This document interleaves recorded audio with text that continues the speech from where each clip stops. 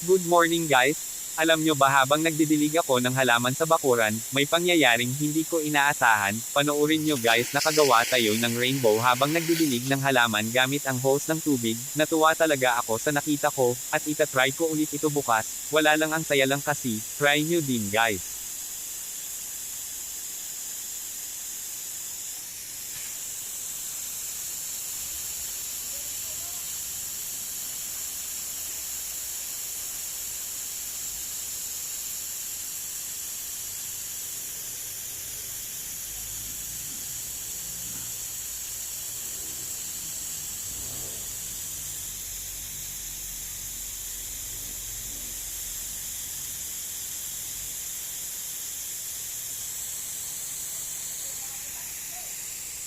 Hindi, malayo.